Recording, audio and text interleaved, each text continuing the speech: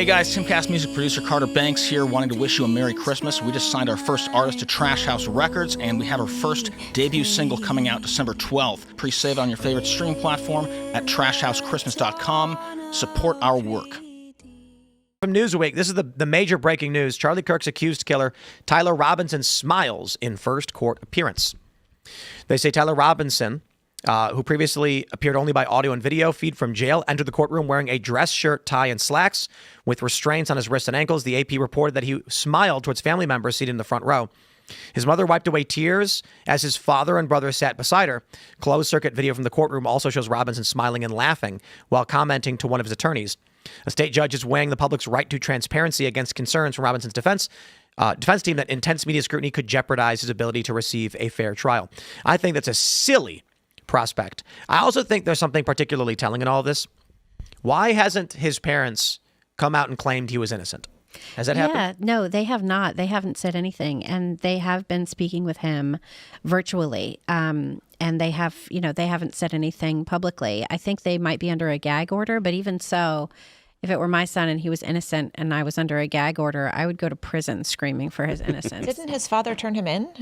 Well, yeah. I mean, that's exactly right. So the day after Charlie was killed, the FBI released the surveillance video. There was some internal discussion in Utah as to whether that video should be released. And in fact, his mother and father were able to recognize him from the video.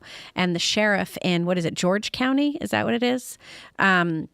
Where Robinson is from, gave a whole press conference about exactly what went down. And so the parents had recognized him. They called him. They tried to get in touch with him. They said, why don't you come home and we'll talk about it. He didn't live with them, but, come back to the childhood home. They talked about it. They ended up contacting a friend of theirs who was in law enforcement. This is all from the sheriff's press conference. They ended up contacting a family friend who was in law enforcement who helped them facilitate turning him in and the conditions by which he would go turn himself in. And among those conditions were that his parents could stay with him the whole time until the police in the jurisdiction were able to come get him. So he sat with his parents for 3 hours in that sheriff's office, and the sheriff didn't question him, didn't do anything. They were just waiting for the jurisdiction police to come down and pick him up, which they did. But yeah, the sheriff was very clear exactly what went on. And in fact, in that press conference, part of why he was giving that press conference was to explain that one of his former deputies or something who had the same name as the law enforcement friend of the family was not the guy. He was like, stop harassing this guy. This was not the guy. And yeah, that's what happened. And since then, his parents have been silent. They've been communicating with him virtually. And today it was reported that they were actually, his parents plus another relative were in the courtroom. And when and at a certain point, the judge said, we're going to close to press right now, and we'll bring press back in a little, but we're going to close right now so that we can talk about some different security matters for this case. And I think it was the prosecutors stood up and said, his family is here. Can they stay for this? And the judge said, no, they can't stay. And so there were reports on Twitter from Brian Enton, who's a reporter, and he was saying, he was in the courtroom, and he said, now his mother's out here in the hall crying, and she's just out here with the rest of us. Yeah. So it's pretty crazy. Candace had stated that she thought Robinson was innocent, or something to that effect. And I think, it's been a while since you talked about it, but that his parents didn't actually turn him in or something to that effect. She has questioned the official narrative. And there are a lot of people that believe the parents actually didn't turn him in and none of this is true. But the parents were sitting right there. Mm-hmm. They've not come out and said our child is innocent or anything like that. No. They have every opportunity to do that. And that's something typical that happens in defense when someone's family member is being prosecuted, but they're not. Right. Have we learned anything about what their defense is intending to say? No, we have not. They have been pretty closed about it. They're really intent on keeping cameras out of the courtroom, and they're really intent on. But is he actually pleading not guilty? He hasn't entered a plea yet. Yeah. This is weird. Yeah. I mean, I don't. If it were my kid and I believed in his innocence, like you guys are parents, you'd go to the mat. Yeah. Yeah. Yeah. So I think it's got to be devastating for the I have feelings of grace for everybody involved in this, and I feel badly for his parents. Look, for anyone that's not conspiracy minded, the evidence that is publicly available makes you say, yeah, it was probably that kid. Obviously, you have to wait for the court case, and obviously things can come out in the trial and stuff. But unless you're the kind of person that is already incredibly skeptical of the government and incredibly skeptical of the official narrative, and you don't have ulterior motives, this is kind of like, yeah, I mean, it looks like the kid did it. The parents turned him in, got these emails or these text messages. There were also Discord messages that he sent to his gaming friends. Yeah. There was talk about it prior to it. And then there were the text messages to the Lance Twiggs guy. To think that it wasn't him, or to be so strongly to believe so strongly that it wasn't him to say we have to find the real killer and we need to ask all these questions. You have to be incredibly conspiracy minded, and you have to be generally too online. To your point, there's also kind of this thing of Charlie was so big. Right? He was such a big thought leader in this movement. He touched everybody's lives. He held so many people together who, adored him and maybe didn't like each other. And so to think that some twerpy,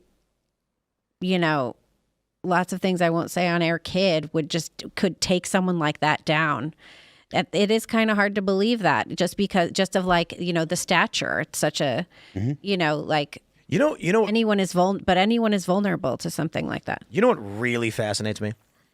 The people who follow Candace are willing to believe that the French Foreign Legion and Israel are trying to kill her, but not that a crackpot leftist killed Charlie Kirk. Right? We literally watched video of Teslas burning, of people getting out of vehicles. There's a video of a car on a highway speeding up in front of a woman, slamming his brakes on, getting out and screaming at her because she's in a Tesla. We've seen news reports of Teslas unloaded upon. There is video of a man walking up to a Trump supporter and yelling, what did he say, we got one here or something like that? And then he puts 2 bullets in the chest of Aaron Danielson. Yeah, that's right. And so when there's a shooting at a university and Charlie is speaking, and quick work, they find a suspect with leftist sympathies, a trans boyfriend, and these chats from leftists and trans people online saying something is going to happen to Charlie. It's like, wow, there's a preponderance of evidence here. Let's see what else they present in trial. And there are people going, nah, I can't believe that at all. But the French Foreign Legion, Emmanuel Macron, and Israelis are currently out to get Candace. Well, people were primed from COVID to not trust government narratives on just about every level. And it kind of ties in also with a lot of distrust with the FBI right now because people don't think Kash Patel is doing the job he's supposed to be doing. So you can't have a movement that's been unbelievably critical of official narratives for such a long time and not expect something like this to eventually come to a head and go off the rails at a certain point. I think it was fodder. I think it was perfect timing. When we had this incident Saturday morning, there were people tweeting that the shooting, before any information came out, they were saying that it was because Milo was speaking the truth and they were trying to stop us. Not a joke. They were tweeting that Milo came on the show and he was speaking the truth, and so someone was sent to stop them. It is actually really simple. Our security reported a gray sedan had been circling the building all day and they were keeping an eye out. And then a similar looking vehicle opened fire around midnight. It is scary to realize that one crazy person who has a legal weapon and knows where you are can end you, be you famous or otherwise. Why is it so hard to believe that Tyler Robinson is the person? It's actually not. That was kind of my point earlier. It's not hard to believe. You have to be motivated to not believe it, or at least to be like, no, this is definitely not it. We need to find the real truth. You have to have a motivation. And to your point, Brett, the real damage from COVID is that people just don't believe anything. Mm-hmm. There were so many people that in the beginning of COVID, they got taken. They were like, everyone believed that COVID was going to be the end of the world, and it was going to be the new pandemic that really, killed billions and billions of people and all of this stuff. And so there's a lot of people that are just like, I'm not going to get taken again. So if the government says it, it definitely isn't true. And again, it doesn't matter that it's not actually the FBI doing the investigation, that it's the state of Utah. It doesn't matter. It's the authority and the people that are motivated to say, I don't believe the authority. No matter what they tell me, they're definitely lying. And part of this, to your point again, like you said, the problem it rests with the government. It's because they were actually deceptive to the American people about COVID. When people were like, "Oh, you can't go to you have to stand 6 feet away from people, but it's perfectly fine if you're out protesting for George Floyd." People were just like, "Man, this is all BS," and rightly so. I think the bigger problem is people can't critical think. And so I wonder what this age range is of people, that were taken during COVID, tricked during COVID and now woke up and are angry. And then I wonder of the people now that are online that are so gullible in believing everything and anything and following it. Is that the younger generation? It's because of the lack of education and the ability to critical think. We've seen that happen over the last 5 years. I don't think you're wrong, but I do honestly. I think you're right. It is the gullible people, and there's a certain amount of ego that goes along with it. If you're a little below average of intelligence, you definitely don't want to think that people are smarter than you, and you want to sit and you want to be able to say, "Look, I'm actually smart. I know the real stuff." And you see it all over the internet. People that are just like, "You're dumb because you believe this.